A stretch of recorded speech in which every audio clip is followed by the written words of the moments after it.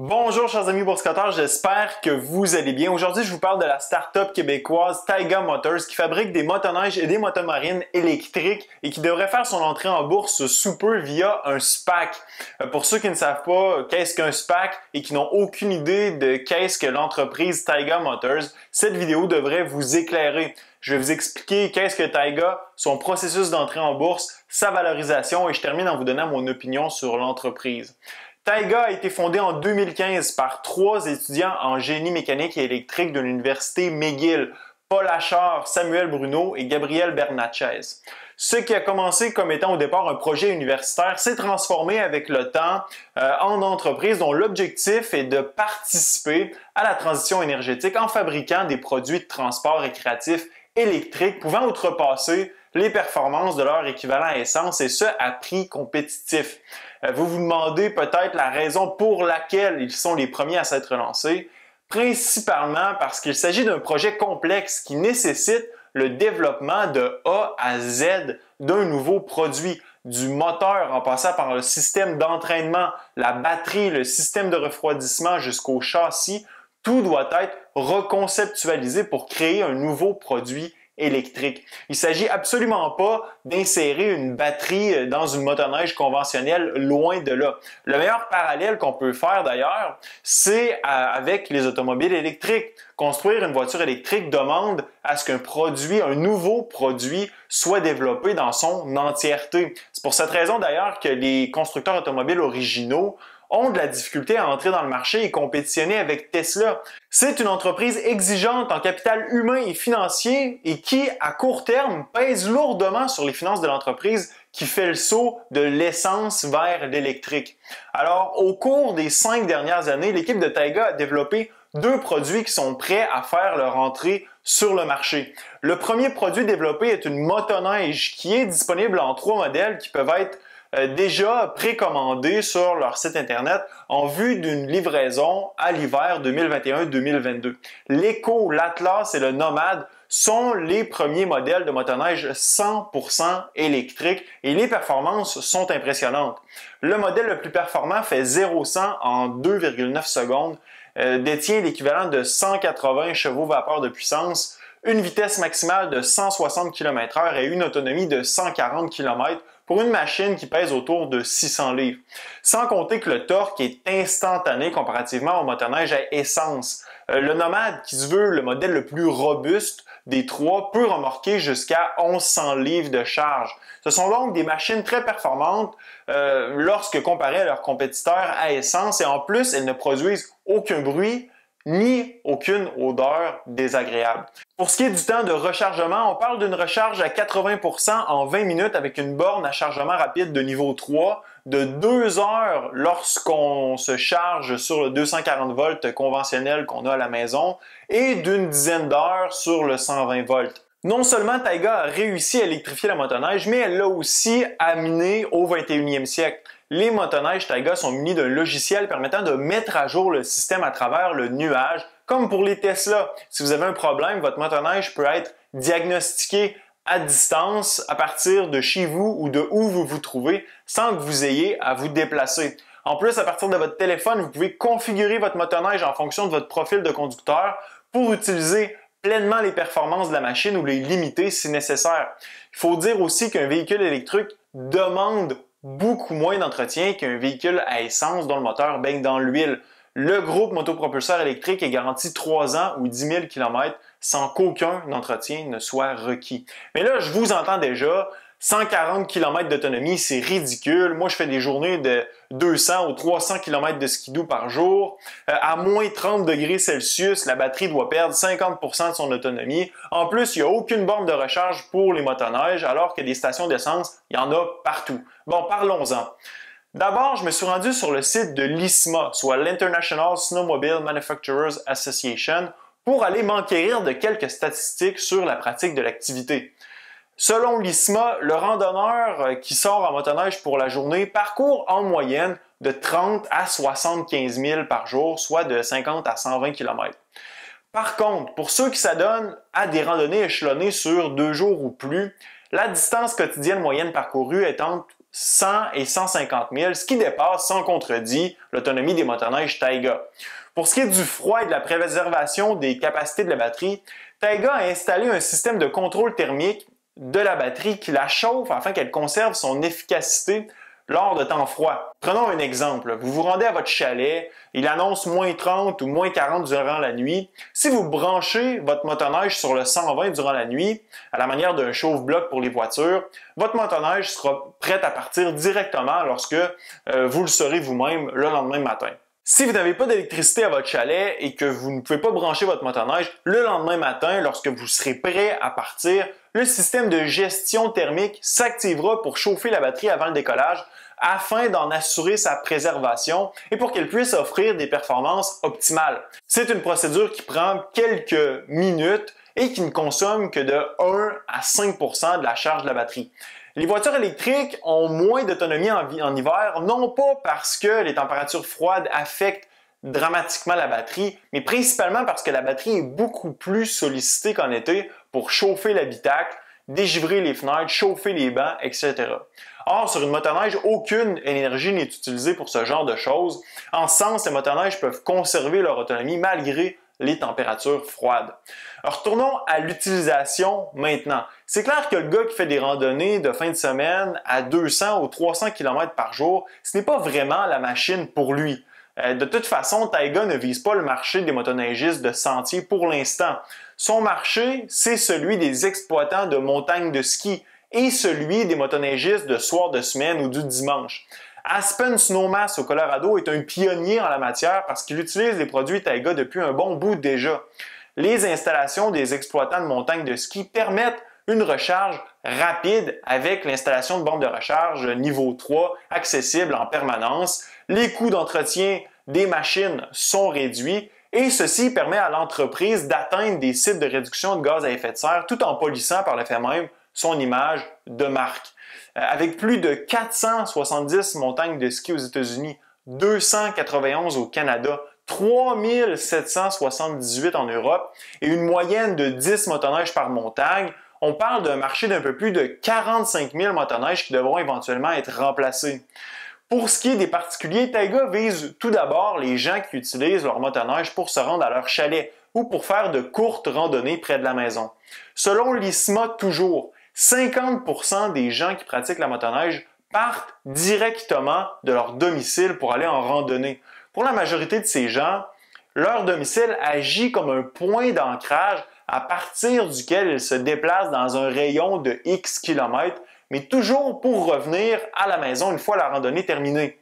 L'autonomie de 140 km sera plus que suffisante dans la majorité des cas et la recharge de la motoneige ne sera probablement pas un problème, compte tenu que leur domicile sert de station de départ et d'arrivée. Éventuellement, le réseau de bornes de recharge se développera pour que les relais sur les sentiers en soient munis afin de permettre aux utilisateurs de couvrir de plus grandes distances. D'ailleurs, Taiga s'est associé avec ABB, une entreprise œuvrant pour la transition énergétique, afin que la clientèle de Taiga puisse acquérir des bornes de recharge. Pour ce qui est du marché de la motoneige, en 2020, 123 862 motoneiges se sont vendus dans le monde. 51 036 aux États-Unis, 43 535 au Canada. Au total, 1,1 million de motoneiges sont enregistrés aux États-Unis et 600 000 au Canada. Et de ce nombre, autour de 6 % des motoneiges sont remplacés annuellement. Le marché est actuellement divisé entre Arctic Cat, Polaris, Yamaha et BRP qui contrôlent près de 50 % du marché en Amérique du Nord. Or, aucun de ces manufacturiers n'offre de produits électriques pour l'instant. Bombardier a annoncé en 2019 une ligne de produits électriques prototypes pour un éventuel lancement dans le futur, mais l'entreprise affirme maintenant qu'elle vise le lancement de produits électriques d'ici 3 ans. Taiga sera donc en mesure de développer davantage son expertise et son propre marché au cours des prochaines années, et ce, en l'absence de compétiteurs directs. Une opportunité en or pour Taiga afin qu'elle puisse s'installer solidement dans le marché d'ici à ce que la compétition se pointe. De plus, Taiga étant une start-up est beaucoup plus flexible, plus rapide à s'adapter, à s'améliorer, à innover que les gros constructeurs comme BRP. Plus une entreprise est grosse, plus elle est lente et moins elle s'adapte rapidement. On l'a vu dans le secteur de l'automobile. Plus de 10 ans après la création de Tesla, la compétition se fait toujours attendre sur le marché des automobiles électriques et Tesla détient au moins 5 ans d'avance sur tous ses compétiteurs.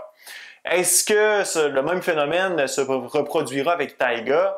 Ça reste à voir, mais le potentiel est là. BRP est encore à développer des moteurs 2 temps, alors que Taiga détient maintenant 6 ans d'expérience dans le développement de moteurs électriques et de batterie pack.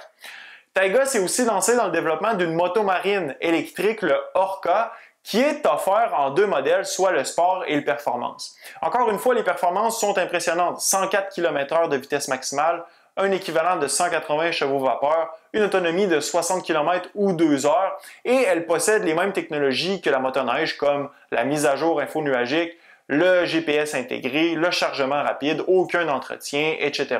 Le prix de base est de 15 000 $ américains, tout comme la motoneige d'ailleurs, j'ai oublié de le mentionner, et les livraisons sont prévues pour cet été.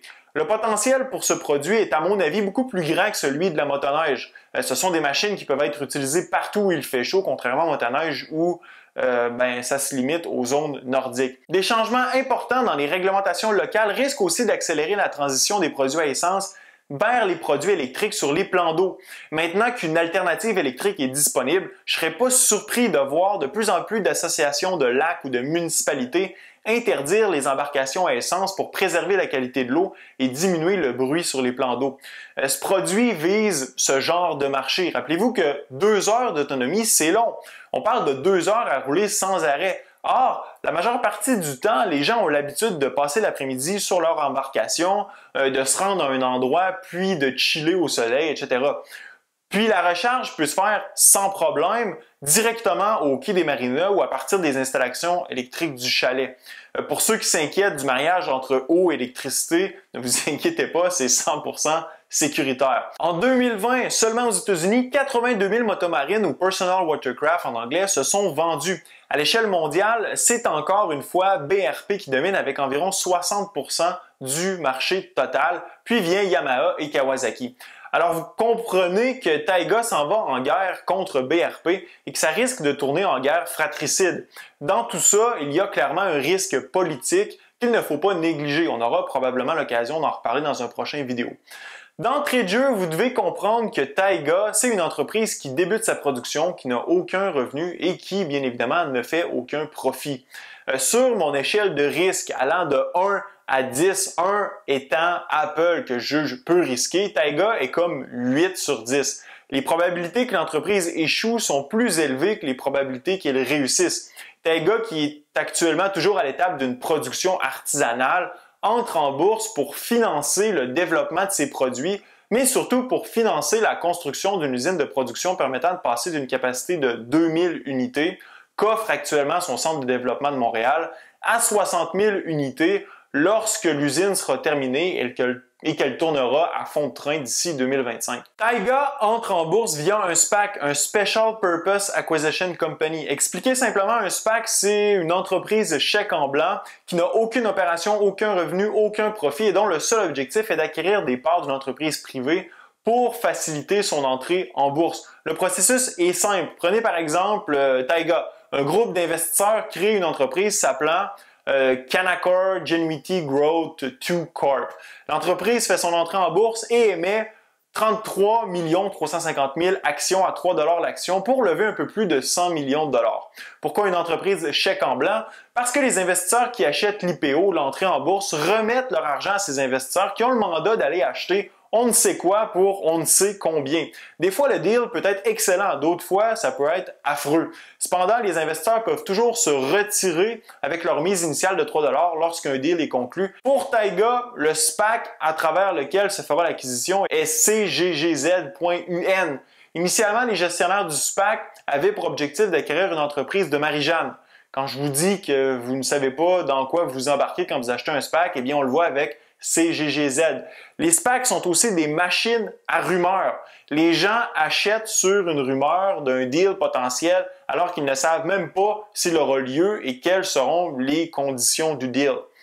On voit souvent le prix des SPAC s'éloigner de leur valeur d'entrée en bourse et quand on prend 2 secondes pour y penser, c'est hallucinant. Les gens achètent parfois 15 ou 20 $, une action qui représente 10 $ en argent afin de spéculer sur la rumeur. Bref, dans le cas de Taiga, on connaît les conditions du deal. CGGZ détiendra environ 25% de l'entreprise, un investisseur privé détiendra 19% de l'entreprise et les actionnaires actuels de Taiga conserveront 57% de la compagnie pour un total de 179 millions d'actions. L'argent amassé par CGGZ plus l'argent investi via le PIPE, soit le Private Investment in Public Equity, fourniront 200 millions de liquidités à Taiga. L'investisseur privé a payé ses actions 3 $ chacune, ce qui valorise Taiga à 537 millions de dollars canadiens. C'est souvent là que les investisseurs se font avoir. Ils regardent la capitalisation boursière du SPAC, mais ne comprennent pas que ça n'a rien à voir avec la valorisation totale de l'entreprise parce que le SPAC ne détient qu'une fraction de l'entreprise. Présentement, la capitalisation boursière du SPAC est de 101 millions de dollars, le plus ou moins, mais la capitalisation boursière de Taiga est de 546 millions, soit 3,05 $ par action multiplié par 179 millions d'actions. La transaction est censée se faire en avril et à ce moment, CGGZ se transigera sur le TSX sous le nom de TAIG TAIG. Si vous détenez déjà des actions, le transfert se fera automatiquement sans que vous n'ayez à faire quoi que ce soit. La prochaine question qu'il faut se poser, c'est est-ce que je suis prêt à payer 546 millions pour une entreprise qui se situe à 8 sur 10 sur mon échelle de risque, qui n'a aucun revenu et qui a une capacité de production de 2000 unités présentement?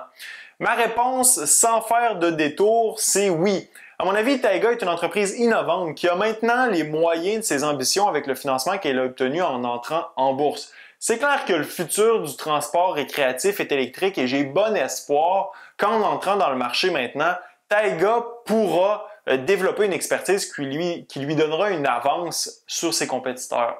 Les risques associés à cet investissement sont énormes et quelques trucs m'agacent dans leur modèle d'affaires. On aura possiblement l'occasion d'y revenir. Est-ce que Taiga deviendra la position numéro 1 de mon portefeuille? Absolument pas. Et là, je le répète, je suis un gars sur YouTube qui n'a aucune formation en finance et qui porte une casquette tweed. Alors, faites vos propres devoirs. Je ne fais pas de recommandations financières, de quoi que ce soit. Ce n'est pas un conseil d'investissement non plus. Par ailleurs, si Taiga vous intéresse, si vous désirez que je vous fasse une vidéo spécifiquement sur mon évaluation financière de l'entreprise et sur comment je peux justifier une valorisation d'1 demi-milliard pour cette start-up, faites-moi le savoir dans la zone commentaire. Mon objectif, c'était d'éviter de vous ennuyer avec une vidéo de 25 minutes. Alors, si vous voulez une partie 2 à cette vidéo, dites-le moi. Et puis, si vous ne croyez pas en Taiga, si vous pensez que ça va être un flop total, que l'entreprise ne sera pas capable de réussir ses ambitions, laissez-moi le savoir aussi dans la zone commentaire. Ce fut un plaisir d'être avec vous. À la prochaine.